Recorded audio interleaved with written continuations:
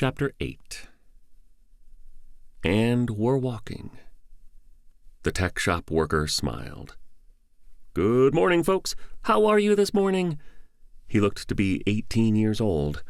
These tech shops were all over the Empire.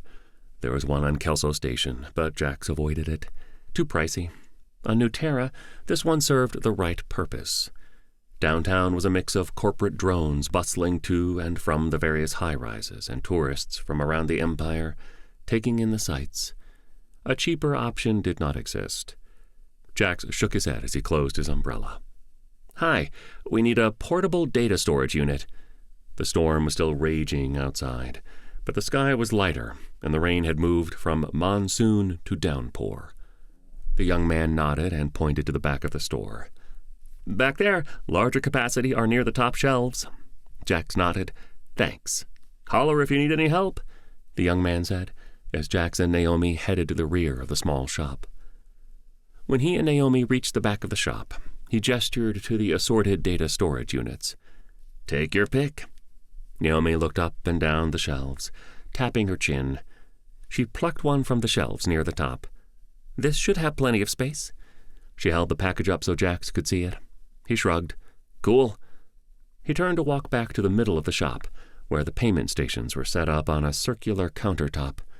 The friendly staff member was waiting. As they exited the tech shop, Jax opened the package and removed the data storage unit, throwing the packaging away in a recycler on the corner of the nearby intersection. He handed Naomi the slim device, all sleek aluminum with a pointless but decorative strip of glittery paint around the edge. "What now?" Naomi pointed. "That way, couple blocks."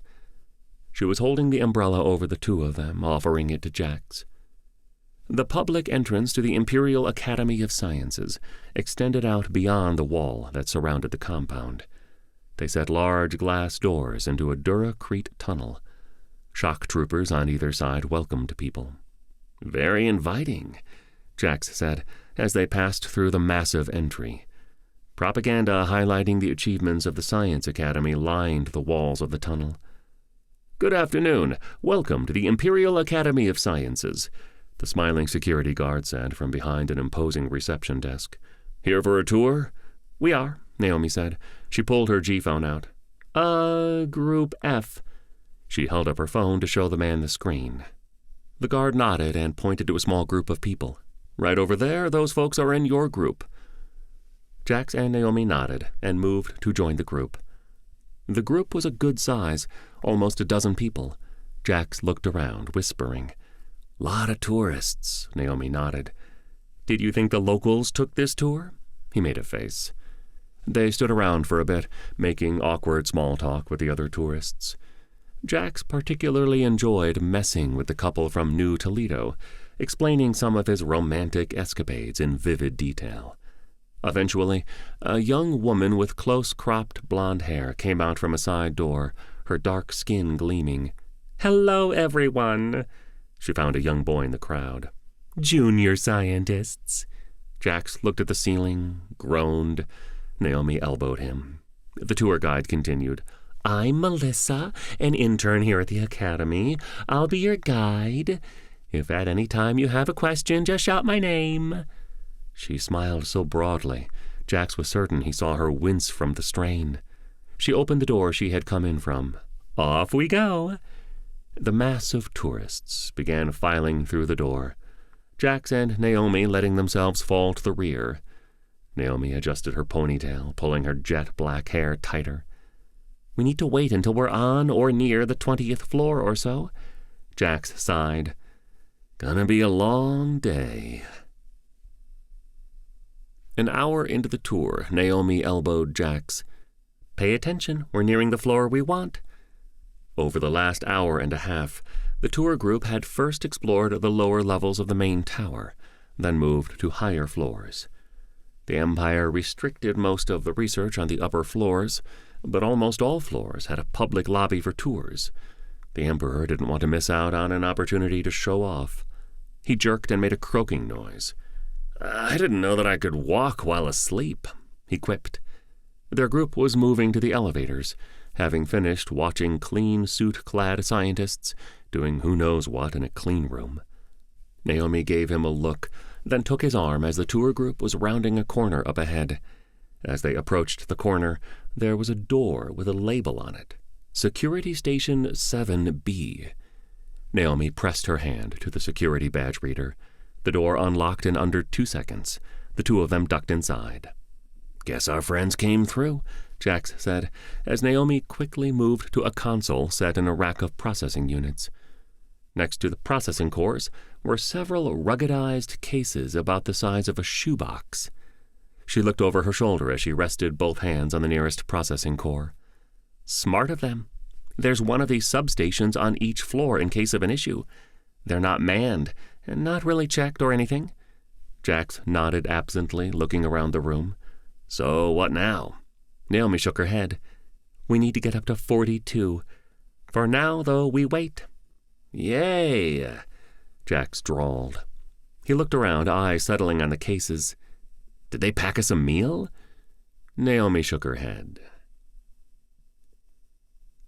Robbing. It was one thing to get into the security substation. It was an unguarded closet. Being able to walk around the complex freely was a horse of a different color, as Jax's Meemaw used to say. The plan was to wait until after most of the building's occupants left for the day. The commander had been right. With the storm raging, that number was lower than a normal workday, but still numbered in the thousands. The risk of discovery while wandering the corridors was too high. "Your move," Jax said, inclining his head to Naomi's own device. She held it up. "You're not very good at this." She tapped the screen of her phone, and Jax's beeped a sad tone. He swore. Laughing, she suggested, "Maybe something other than chess?" "Go," Jax offered. Naomi smirked. "I think you're picking games in the wrong direction. How about Yahtzee?" He frowned. "How about Scrabble?" She shrugged. "Sure." He started up a game, then initiated local area competitive play. A couple of hours later, Jax said, "So, he blushed. "What?" Naomi asked, looking up. They had grown tired of games an hour or so earlier. Jax tried to nap, and Naomi continued reading a book she had started a few days prior. "I have to pee." She closed the reading app and looked at the time. "Then this will have to do." She stood and walked to the processing cores. As she placed her hands on the nearest computer, they pulsed with blue light. A few seconds later, the glow of her biocircuitry faded. "Okay, I just configured the security system to not see us." Jax nodded appreciatively. "You go. They won't notice your hack?" She wiggled a hand. "Not tonight, at least. Someone will notice in the morning for sure. I'll try to undo it on our way out to be safe." He nodded his agreement. Naomi added, "I mean, we should try not to get seen by people. We're only invisible to the cameras. Someone remembering us, whether on camera or not, will be an issue." "That'd be cool, though." He reached down, picking up one of the rugged cases. "We good?" She nodded, picking up her own case. "Elevator is to the right at the intersection." "I remember," Jack said. "It wasn't that long ago." As they exited the elevator on the 42nd floor, Naomi took the lead. "The interface program was the floor below this, mostly. We came up here sometimes for practice sessions." "Practice?" She nodded. "Intrusion? Counter-intrusion? Since the data cores are here and all?" "Fun childhood," Jax replied sadly. "That doesn't even include the weeks of surgeries to install the biocircuitry, then the data storage nodes. It was a hoot," she deadpanned. After looking around, "This way, quietly." They crept along hallways, between glass-enclosed data centers and laboratories for a few minutes. Jax watched as they crept past research labs full of things he couldn't identify and people working on them. None of the researchers seemed to notice the two civilians walking past their labs. "Here?" Jax pointed at a glass-enclosed data center, full of racks and racks of servers, covered in blinking lights. The space looked deserted. Naomi pointed to a label over the door, Life Sciences. I don't think we'll get much of value." She pointed further down the corridor. "I'm thinking industrial engineering." She continued toward her destination, adding, "Or starship engineering?" He looked over her shoulder. "Probably some nifty toys we could add to the Osprey." Jax rubbed his hands together. "You have my interest." The entire floor was a grid of labs and server farms. Jax couldn't imagine growing up surrounded by such a stark environment. Even Kelso Station had a warmer feel to it. "Your entire childhood was—" He gestured to the white floors and ceiling and similarly white wall paneling. "This?" She nodded. "Yeah. The floor they raised us on was a little homier than this, but not by much." She stopped. "Well, hello." She pointed at a door ahead of them. "That's new." Before he looked up, Jax said, "Well, it's been a few years." He looked up. "Oh, that sounds lucrative." The label over the door read, "Special Projects." He turned to her, both eyebrows arched. "Yeah?" She nodded. "Probably some goodies on those servers." She reached for the access control panel, the biocircuitry in her hand glowing. She rested her hand on the panel, and her circuitry tattoos pulsed. She frowned. Memories. "What?" Jax asked, then looked around. They had encountered no security, and all the scientists they had seen were in labs working. He turned back to look at Naomi, who was still standing at the access control panel. The tattoos lining her hand and arm were glowing brightly, pulsing, more than Jax had ever seen before. "You okay?" he whispered, turning to look up and down the corridor again. The access panel beeped, finally. She dropped her hands as the door slid open.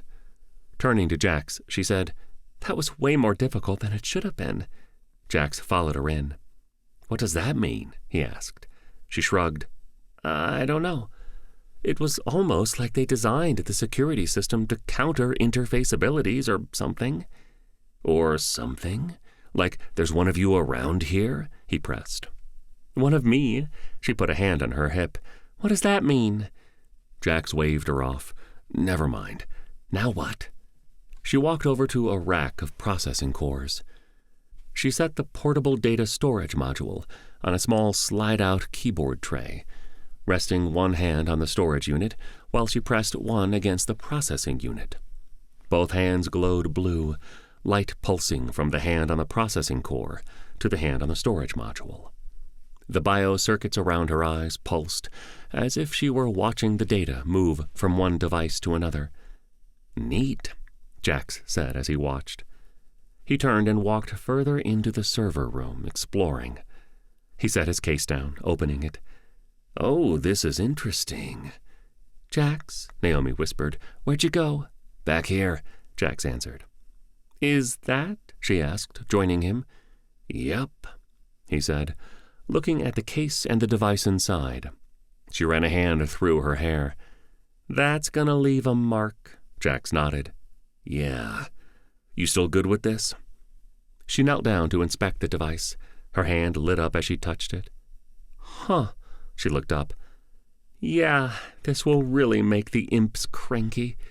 She looked past Jax. "Worst case, we can make sure any stragglers aren't still in the building." Jax frowned. "How?" She pointed to the door to the server room, and on the wall next to it a fire alarm system. Jax shrugged one shoulder. "Cool." They exited the server room, Jax holding the second ruggedized case. They nestled the first between two large processing core arrays. Anyone that came into the room would have to be standing almost on top of it to see the case. The hallways were lit at 50% illumination. By that time, almost everyone had gone home for the day. Jack's stomach rumbled. He held up the second case. "Where does this bad boy go?" Naomi thought about it as they moved down the corridor, passing server rooms and research labs. "Do you remember what floor the city's network management hub was on?" Jax made a face. No. Naomi turned to him. "Is that a question? It was on the tour." He shrugged. Like I said, I tuned out. He used his free hand to rub his chin. I want to say 30? Naomi squinted a bit as they walked. I think so, yeah. Either way, should be close enough, even if we're a floor or two off. Jax nodded his agreement as the elevator doors slid apart. Naomi slipped the portable data unit into a thigh pocket of her pants as the lift moved. The 30th floor was a lot like the 42nd, as far as its layout. Looks familiar, Jax said as they walked around. This what the levels you lived on were like? Naomi looked at him. The floors we were on were a little more residential than this. She waved to the nearest server room. Not by much, though. She pointed to a different bank of servers behind a glass wall. That would be the overseer's office. Her hand moved a few degrees. The training area. She turned around. The bunks would be there. Just me and 40-odd of my closest friends. Random kids from all over the Alliance. Tormented by angry adults that scolded us, and worse, whenever we got out of line or failed a test. She held out her hand. Jax handed her the second device that the commander had arranged for them to find. She walked to the middle of the floor, putting the case down. After opening the case and pressing a few buttons, she looked at Jax. Let's get the hell out of here. As the two walked back to the elevators, the device they had just walked away from wirelessly connected to its mate several floors up. Once the two devices connected to each other and synchronized, they called home. Jax looked at Naomi. I'm so freaking hungry. She was about to reply when the elevator doors slid open to reveal a security guard. Oh, was all she said. What? The guard stammered. Naomi leapt into the elevator car, tackling the guard. What? Jax gaped. A moment later, his wits returned. He rushed into the lift car as Naomi and the guard wrestled. She had one of his hands pinned, knocking his G-phone aside. Jax saw the stunner a moment before the guard jammed it into Naomi's thigh. The sound of energy discharging from the high-volume capacitor into his business partner filled the small space. Naomi didn't jerk about as one would when thousands of volts dumped into them. Jax tilted his head. Instead, she swore and punched the man in the face. No, no, no, she hissed. The thigh pocket of her pants had a scorch mark. She snatched the portable data storage module out of her damaged pocket. It, too, had a scorch mark on the casing. Damn it, she added. The painted-on stripe had melted and peeled away. The unit's status lights were blinking erratically. What the hell? Jax asked, kneeling. Naomi didn't say a word. She placed both hands on the device, biocircuits pulsing with blue light. Jax watched in silence. Wrinkles. Naomi stood up, kicking the sparking data storage unit away. Now what? Jax asked, looking around. The guard was still out cold on the floor, his hand still clutching the stunner. You okay? Naomi looked at the guard, kicking the stunner away from his hand. I don't know. Naomi rubbed her temple. Yeah, I'm okay. Let's get back to the guest house. Your aunt is expecting us to accompany her to the closing ceremony thing. She pulled her G-phone out of her pocket. Soon. Jax shook his head. Are you sure you're okay? Did you just copy all of that data into your spleen or whatever? Naomi nodded. Yeah, I didn't know what else to do. If we lost the data, this was all for nothing. She made a face. And it's not in my spleen. The biostorage units are all over my body, but not in organs. Do you know what the data is? Jax asked, stepping closer to her. She shook her head. No, it's encrypted. She rubbed her temple again, then pressed the button for floor 18. We'll drop him off there. A storage room or something. The lift car started its descent. Jax pulled his G-phone from a pocket, looking at the screen. He entered a series of numbers, the one-time address that the commander's underling had given him. his finger hovering over the send button. He looked at Naomi, who nodded once. He pressed the button. He did not know that the devices on the floors above had already called the commander and were hard at work doing the job they had been designed to do. "Are you going to be okay?" He put a hand on her shoulder. She shook her head. "I don't know.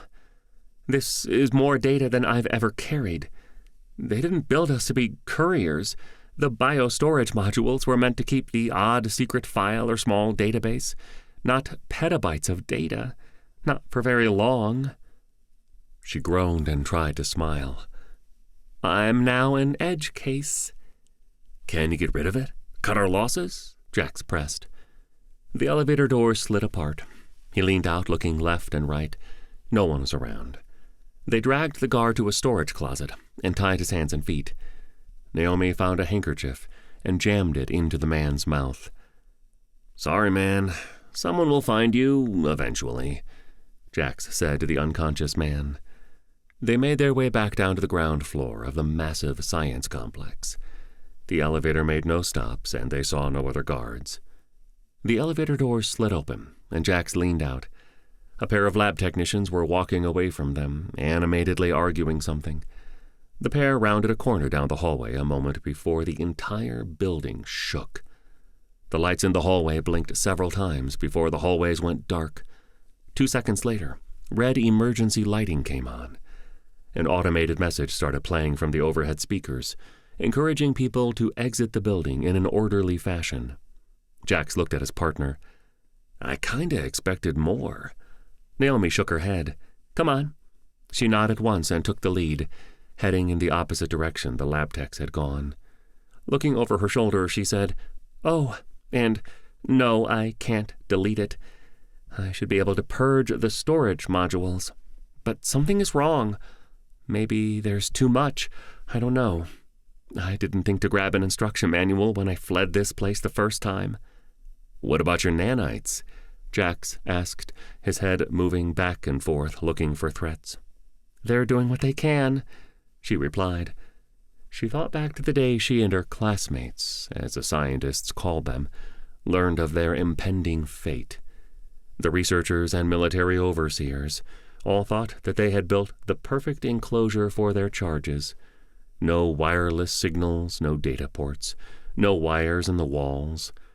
They failed to consider the ingenuity of curious children. Intelligent, curious children. Martin, one of the older boys in the group, had sensed a data pathway under the floor of their bunk room. In the corner under the floor panel, there was a junction box that fed the room next to theirs, but was just reachable if your arm was long enough. Martin's was.